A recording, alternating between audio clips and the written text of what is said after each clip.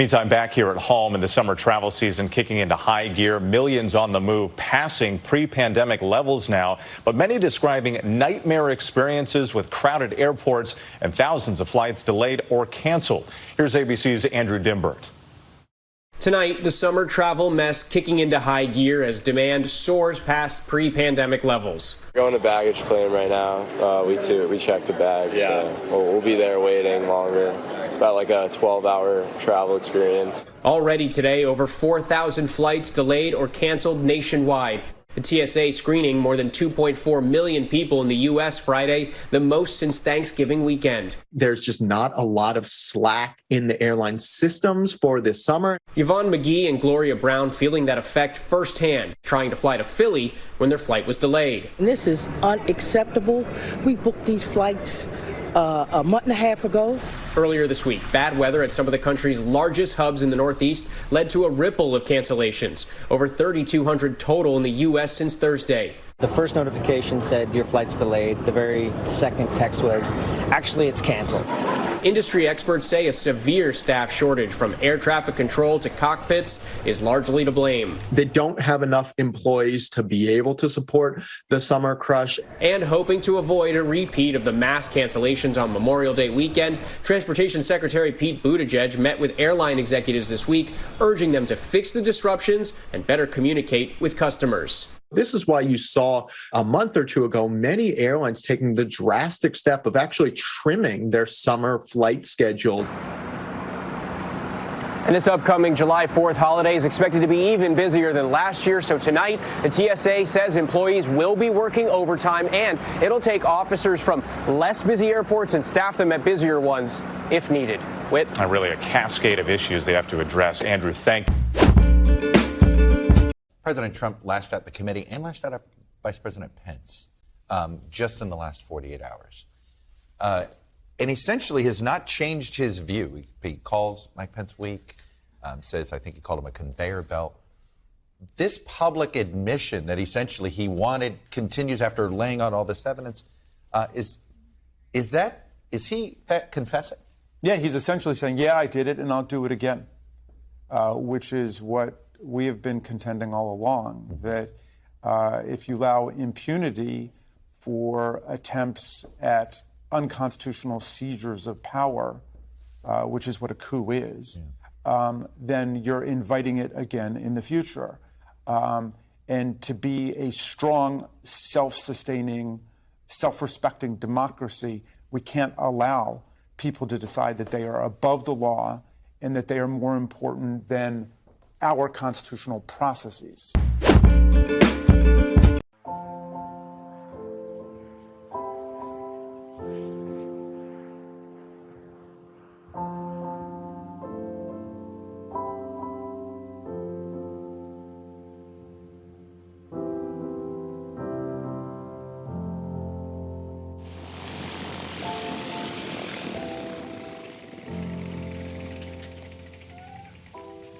That plane has taken an hour and 3/4 to make the flight from Renfrew Airport, including a pause for refueling at Tyree.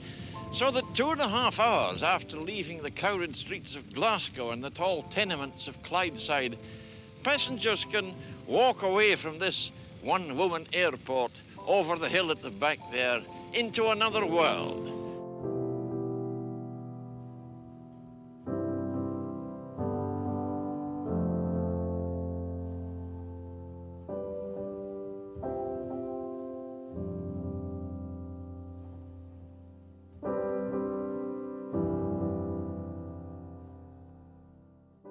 Hi, I'm Tish McKinnon and I'm station manager at Tyree Airport.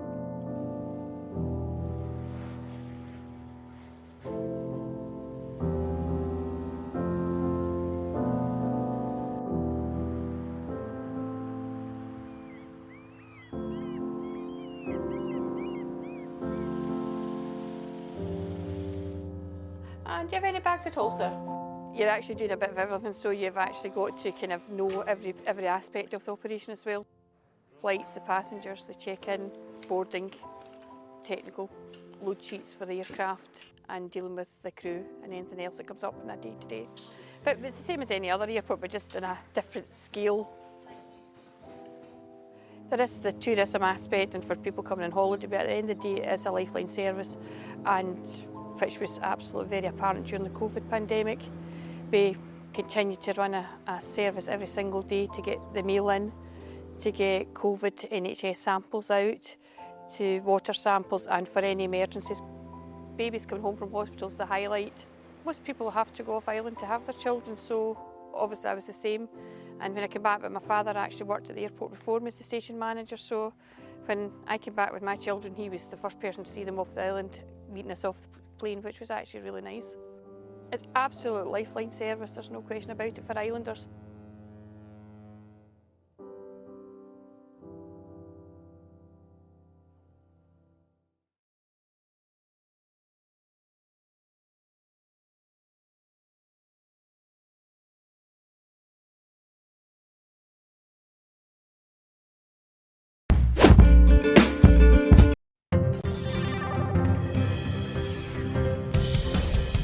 Welcome back. Data download time. Gas prices are spiking just in time for summer travel season, and Americans are simply begging for relief. But there's a variety of factors contributing to the surge in prices, meaning there may not be a quick fix to bringing down fuel costs. It's not just about turning on the spigot, if you will. Look, the price of gas, national price here, over $5 in raw dollars, highest we've ever done.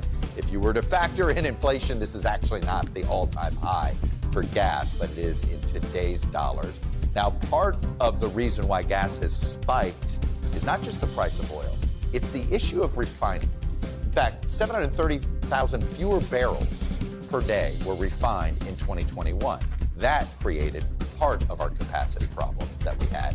Much of this, we've had an idling issue. You've got obviously the sanctions against Russia. So you got 30% of our capacity essentially idled thanks to those sanctions on Russia. Overall, daily capacity has dropped 1 million barrels in our refining capacity since early 2020. So again, this is not the actual oil that we need or are looking for. We have that. It's the ability to turn it into actual gasoline. And if you want to understand what goes into the price of a gallon of gas, we can show you here, but it's the price of oil takes up most of it. But refining capacity is becoming a bigger chunk. You can see down in January of 2021, refining capacity was less, the taxes and things like that. Now, the amount of money refining is contributing to the price of gas is growing and growing at a much faster rate than other factors that go into a gallon of gas. So this is the biggest problem we're dealing with. It is the ability to return more oil into gas. And as you can see, again, this is not the all-time high. The all-time high was back in 2008. But of course, in today's dollars, it is over $5. But if you're looking back at previous dollars, we would be at about $3.50.